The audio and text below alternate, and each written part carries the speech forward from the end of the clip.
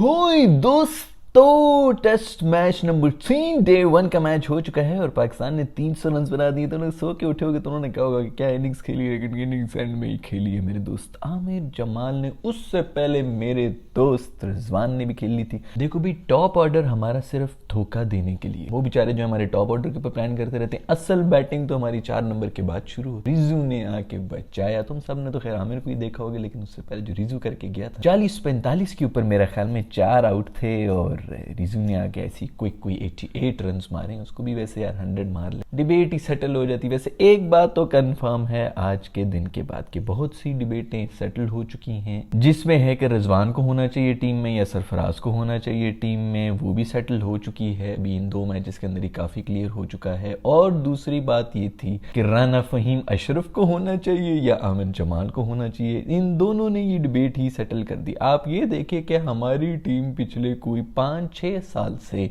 राना फहीम अशरफ को आमिर जमाल के ऊपर तरजीह देके बैठे थे कि नहीं, उसमें हमें वो पोटेंशियल नजर आ रही है, वो यारी दोस्ती नजर आ रही है जो इस बंदे में नजर नहीं आ रही। तो फिर वैसे भी मैंने सुना है कि राना साहब की जो है वो कोई पावा भी बहुत जबरदस्त है। यार असल मेहनत जो होती है ना, वो ग्राउंड में नहीं, इन्हीं चीजों में चाहिए होती है। पावे के ऊपर जोर है। शेर चीता जानवर इस किस्म का कोई पावा है जिसकी वजह से राना साहब जो है हमेशा से टीम के अंदर वापस आ जाते हैं। लेकिन इस परफॉर्मेंस के बाद मेरा नहीं ख्याल कि खैर पाकिस्तान है तो पावा तो अभी भी इससे भी ऊपर रहेगा। ये अगर उल्टा भी खड़ा होकर छक्के मार रहा हो ना आमिर, फिर भी राने का चांस ज्यादा रहेगा। और कुछ नहीं तो इसको कह देंगे यार तुम्हारी ना, तुम्हें रेस्ट की सख्त जरूरत है। तुमने इतनी अच्छी परफॉर्मेंस दे दी कि तुम्हारी कमर के अंदर हमने खो ली, हमने नसीम को खोया, हमने फलाने को खोया, शाहीन को देख लिया, घुटने का मसला तो तुम भी मसला, तुम तो बैटिंग भी कर रहे हो, बॉलिंग किसने कहा है तुम्हें इतनी ज्यादा बैटिंग करो? बॉलिंग ऑलराउंडर हो तुम, तो तुम्हें बॉलिंग के ऊपर तुमने बॉलिंग भी करा दी, आउट भी कर दिए, बैटिंग में भी तुम्हारी कमर को नाड़ शाड़ चढ़ जाएगी। तो तुम्हें इस सीरीज में हम रेस्ट करा रहे हैं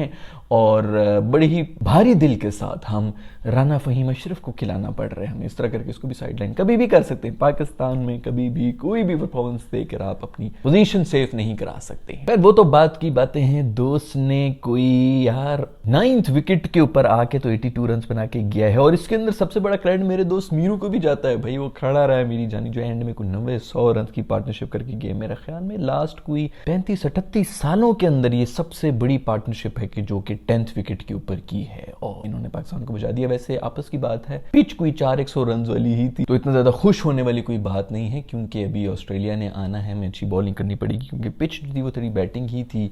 हमारे जो बैटर्स हैं उन्होंने भी बहुत ही हल्की किस्म की बैटिंग की है, बहुत ही कुछ अजीब किस्म के आउट्स भी हमने करवाए हैं हमारे बैटर। इसमें अब्दुल्ला शफीक जो है हमें अभी तक प्रेशर में है। वो किसी ने जाके कहा होगा, किसी जीनियस ने उसको जाके कि यार वैसे अगर तुम वो कैच पकड़ लेते तो मैच तो हमारे हाथ। तुम्हारे इस बारे में क्या ख्याल है? किसी रिपोर्टर या किसी से चुस्तर पुस्तर ने पूछा होगा जरूर ये क्वेश्चन, उसके दिल में कहीं गया है, दिमाग के अंदर फंसी हुई वो बात वही नजर आए। इतना कमजोर और इतना सॉफ्ट डिसमिसल उसने दिया है। ये तभी होता है जब आपके दिमाग के ऊपर कोई चीजें चल रही थी। प्रेशर में आया हुआ है वो दोस्त और प्रेशर इसी चीज का है कि उसकी वजह से पिछला टेस्ट हम हारे। फिर दूसरी तरफ साइम अयूब जो है वो भी डक के ऊपर गए, अब्दुल्ला शफीक भी डक के ऊपर गए। दोनों हमारे ओपनिंग बैटर जो थे वो डक के ऊपर चले गए हैं। और साइम अयूब के बारे में मैंने पिछले एपिसोड में आप लोगों ने कहा था कि ये गलत है। मेरा नहीं ख्याल कि उसको ऑस्ट्रेलिया में तीसरे और फाइनल टेस्ट के अंदर इस तरह डाल देना चाहिए था। या तो पहले टेस्ट से ही खिलाना शुरू करते उसको, या फिर अभी जो इमाम को थोड़ा बहुत कुछ समझ आ गई हो उसी से चला लेते। ये यंग बच्चा है, उसको आपने जो है वो इतनी टफ कंडीशंस, इतनी वैसे टफ कंडीशंस नहीं है ये जो मेलबर्न के अंदर हो रहा है, लेकिन स्टिल प्रेशर वाली गेम है और उसके अंदर आप ऑस्ट्रेलियन बॉलर जो कि वैसी सीरीज जीते हैं उसके अंदर आपने उनको डाल दिए जो कि हम पर हावी हैं। तो मेरा ख्याल में ये गलत एक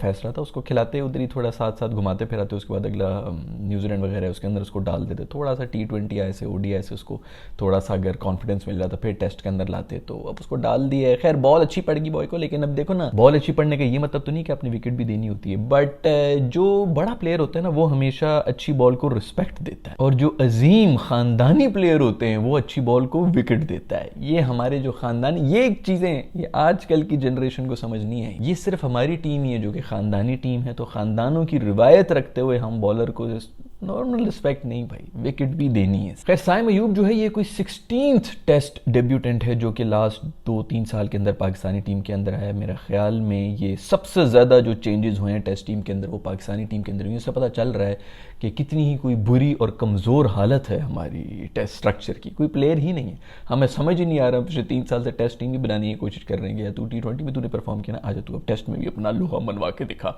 और अभी तक हमारा, क्योंकि वो डोमेस्टिक स्ट्रक्चर जो बड़ा है हमारा पिछले कुछ सालों में, उसके बारे में तो कोई बात ही नहीं कर रहा, जिससे कुछ निकल के नहीं आया। वो कोई वो बंद हुआ है तो पिछले 6-7 महीने में कोई नाम शाम निकल के भी सामने आ रहे हैं कि ये भी है, वो भी है, वो फलाना भी मियाँ वाली का है, वो फलाना गुजरात का लड़का है, उसको भी लेके आ जाओ। इस किस्म की चीज़ें को थोड़े नाम शाम ऊपर आ रहे हैं। और वो चेंज ऐसा है कि बिल्कुल ही क्रिकेट आपका बर्बाद हो गया। आपको टेस्ट टीम के अंदर आपको याद होगा कि हम होम सीरीज खेल रहे थे और हमारे पास 3 बॉलर फास्ट नहीं जमा हो रहे थे कि आखिर हैं कौन। T20 के बॉलर्स को हमने जबरदस्ती के अंदर घुसाया था और फिर उसके अंदर भी हम कुट खा रहे थे। हमें समझ ही नहीं आ रही थी कि हमारे पास बॉलर्स किधर गए, किधर हैं भाई, वो डोमेस्टिक से कोई निकल के नहीं आया क्या। अपनी होम कंडीशंस में हमें कोई बॉलर नहीं मिल रहा था कि हमारी कंडीशंस का कोई एक्सपर्ट बॉलर हमें मिल जाए जो टेस्ट में ओवर फेंक दे 20। पेसर तो वैसे ही नहीं मिल रहे हैं, स्पिनर्स भी कोई नहीं मिल रहे हैं, तो अजीब ही कोई माहौल मचा हुआ था। तो खैर इतने ज़्यादा चेंजेस हुए हैं हमारे टेस्ट मैचेस, टेस्ट टीम के अंदर। हमें मेरे ख्याल में टेस्ट से वैसी रिटायरमेंट ले लेनी चाहिए, सबको ही ले लेना। उसी से ख्याल आया कि वकार यूनुस साहब के कमेंट्स आ गए शाहीन के ऊपर। शाहीन को जो रेस्ट दे दिया गया टेस्ट मैच से, तो वो उसके ऊपर कह रहे हैं कि मुझे तो हंसी आ रही है ये देख करके शाहीन को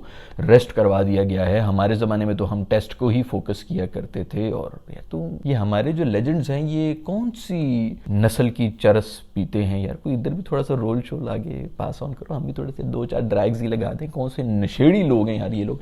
पहले ये लोग कह रहे थे कि भी उसकी पेस नहीं है, ये नहीं है, वो नहीं है, उसको रेस्ट की ज़रूरत है। अब उसको जब रेस्ट दे दिया गया तो अब कह रहे हैं कि जी टेस्ट से रेस्ट क्यों दिया, T20 आज उसको खिलाने के लिए टेस्ट से रेस्ट दे दिया। जनाबे अली वो T20 आई का कप्तान है, अब वो उस पर कप्तानी भी ना करे, रेस्ट करके बैठा हो आप, मतलब कोई तुक ही नहीं मुझे बन रही। दूसरा वैसे भी ज़्यादा एफर्ट टेस्ट के अंदर ही लगती है ना। 5 दिन आप जो ख्वार हो रहे होते हैं अपने इतने ओवर, T20 के अंदर तो वैसे ही 4 ओवर्स फेंक रहे होते हैं। फिर आगे से ये बहस भी कर रहे हैं कि हमारे ज़माने में हम तो टेस्ट को ही प्रेफरेंस दिया करते थे, तो आपके ज़माने में टेस्ट ही हुआ करता था।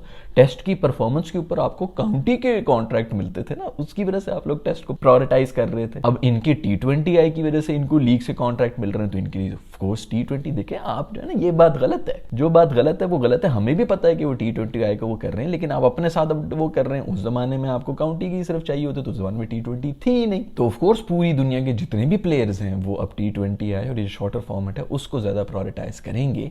ये वाली बातें जो है ना, ये हर वक्त नहीं ये मंजन बिकता हर जगह पे जी। हमारा ज़माना ये था तो हम ये थे तो वो थे। हम भी कहते हैं कि आपके ज़माने बहुत बेहतर थे, लेकिन अब क्रिकेट भी बदल चुका है। मेरा ख्याल में तो शाहीन को बिल्कुल रेस्ट मिलना चाहिए था। पता नहीं, मुझे कोई बता ही रहा था कि पिछले साल के जो स्टैट्स हैं उसके अंदर सबसे ज़्यादा बॉलें फेंकने वाली टेस्ट की जो है वो शाहीन साहब की हैं। अभी भी उसको अगर रेस्ट दे दिया तो हम उसी से नाराज़ हो रहे हैं कि उसको क्यों रेस्ट मिला। खैर रिजू ने एक इनिंग्स खेली थी, साथ सलमान अली आगा ने भी 50 मारी है भाई, उसने भी बचाया। बीच में वो आया था और उसकी वजह से हमारी कोई इज्जत भी तो बच गई, नहीं तो हम तो पूरी तरह से लुटे पुटे बैठे। तो सलमान यार तेरे भी कोई 3 नाम है जो सलमान का है, अली कोई कह रहा होता है, आगा अली कह रहा होता है, क्या कहता है, जो भी हो 3 नाम रखे में, ताकि जैसे वो VIP मूवमेंट में होता है ना, 3 गाड़ियां चल रही होती, पता नहीं चलता कि किसके अंदर VIP बैठा है, उसी तरह ये भी फिर। खैर भाई कमेंट्स तेरा कख ना रहे यार, तुझे क्या चाहिए। एक होता है ना वो दामाद साहब जो होते हैं वो खानदान के, मतलब एक तो वो घर की बेटी भी ले जाते हैं, उसके बाद जहेज भी लेके चले जाते हैं, उसके बाद भी वो खा ही रहे हो, पूरा खानदान आपका लुटा। कितनी खातर तवाज़ो हो रही, वही हो रही है इसके साथ भी। तो समझ ही नहीं आ रहा, फिर 5 विकेट हमने इसको दे दिए फिर। और अच्छा वही घर का दामाद जिस तरह वो आके हमारी घर की रौनक है, बेटी बहन जो है वो घर की ले जाता है,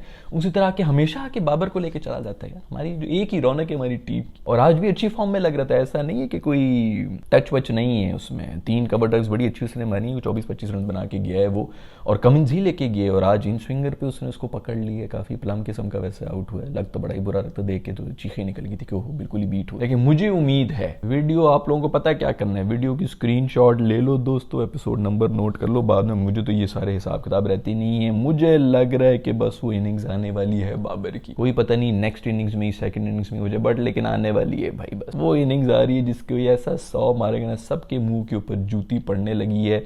कितने अरसे बाद मैंने इस तरह की कोई प्रेडिक्शन दी है भाई, ये मेरी लिख के रख लो। बहुत हो गया मजाक, अब बाबर की बारी है, बाबर की इनिंग्स आने वाली है, ये नोट कर लो तुम सब। खैर भाई मैच तो हो गया है मजे का, कम से कम कुछ हमने डिसेंट कर लिया। मैं फिर भी ये कहूंगा कि स्कोर जो है वो एंड में तो डिसेंट हो ही है, लेकिन कम से कम 350-400 वाली पिच थी। हमने शुरू के अंदर जो है वो गंद कर दिया था, और इतना खास नहीं बना, तो शुक्र है कि नीचे वालों ने बना दिया था, but still decent enough score. अगर अच्छी बॉलिंग, अच्छे राइट एरियाज में बॉलिंग हो रही हो तो बॉलर्स के लिए भी कुछ ना कुछ, ऑस्ट्रेलिया का यही मजा होता है कि बॉलर्स के लिए भी कुछ ना कुछ होता है, बैटर्स के लिए। इस पिच पे मुझे लग रहा है कि बैटर्स के लिए थोड़ा ज़्यादा है। और वार्नर साहब आए हैं, वार्नर साहब की आखिरी इनिंग्स थी तो उनको गार्ड ऑफ ऑनर दिया हमारी टीम ने, जिन्होंने आते हुए फिल ह्यूज जो है उनके प्लाक को भी हाथ लगाया। दोस्ती हो तो ऐसी हो, हमारे दोस्त होते हैं सिवाय कर्जा मांगने का और कुछ मांग ही नहीं होता। खैर मेरे ख्याल में ऐसी दोस्ती और ऐसे मोमेंट्स के लिए आपको मरना पड़ता है, मरने के बाद आपके दोस्त जो है वो आप इस तरह इज्जत भी दे होते हैं। खैर वो बड़ा टचिंग किस्म का मोमेंट था, वो आया, उसको गार्ड ऑफ ऑनर भी दिया गया है। और इसको वार्नर को पाकिस्तानी टीम को गार्ड ऑफ ऑनर दे, मतलब मुझे नहीं पता भाई, आप लोग खुद ही हिसाब लगाएं, मैं तो इन चीज़ों के ऊपर ट्रैक नहीं रख सकता हूँ, लेकिन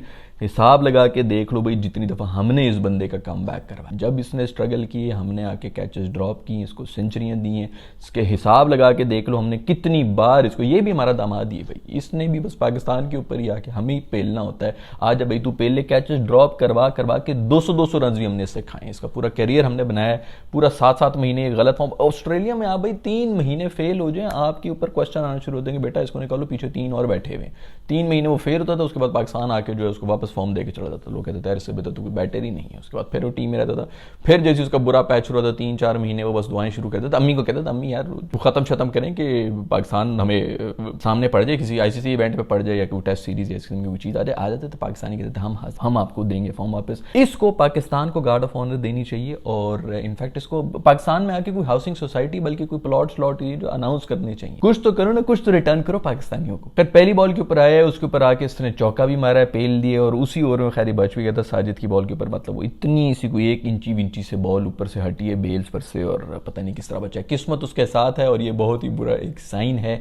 मुझे तो लग रहा है जाते जाते कहीं ये फिर ना कोई 150 पेल के चला जाए और हम लोग जो बस देख रहे हो आंखों में आंसू। जितना एंजॉय करना है आज कर लोगों के, कल का कुछ पता नहीं है क्या होने वाला। दूसरी तरफ इंडिया का भी मैच हो रहा है जो कि साउथ अफ्रीका के साथ हो रहा है। अभी मैच तो शुरू हो चुका है और साउथ अफ्रीका ने टॉस जीतकर पहले बैटिंग का मुजाहरा कर लिया। मुझे लग रहा है कि इंडिया चढ़ेगा इनके ऊपर जो है ना, ये भी बैटिंग तो उन्होंने कर ली है, अर्ली विकेट्स इन्होंने मुझे लग रहा है 1-2 निकाल लेनी है इनकी और साउथ अफ्रीका के ऊपर प्रेशर आ जाना है, क्योंकि इंडिया जो है ना वो गुस्से में तो होगा कि भाई बहुत ही तुम लोगों ने भी हाथ मुकाई दी है, कब से हमें हरा रहे हो। बट खैर इस ग्राउंड के ऊपर हमें इंडिया कभी भी टेस्ट मैच नहीं जीता, you never know, south Africa को साउथ अफ्रीका में हराना आसान भी नहीं होता। सीरीज वैसे 2 टेस्ट मैच की थी, मेरे ख्याल में अजीब बकवासियत है, एक वो जीत गए हैं तो अब तो ड्रॉ ही हो सकती है, जीत तो ये भी नहीं सकते, लेकिन स्टिल मुझे इसके ऊपर थोड़ी सी फीलिंग आ रही है कि इंडिया जो है वो चढ़ दौड़े। खैर लेट्स सी कि क्या होता है, मैं देखूंगा कि कल की वीडियो में ही मेरे ख्याल में इस बात को भी कवर कर लूँ कि इनका क्या होता है, क्योंकि ये तो फिर बहुत लेट हो जाएगा, रात को होगा, शायद रात को भी कोई वीडियो बनाने कुछ पता नहीं, अगर कोई मौजा हो जाए इंडिया और साउथ अफ्रीका वाले मैच। खैर वो भी मजेदार सीरीज है और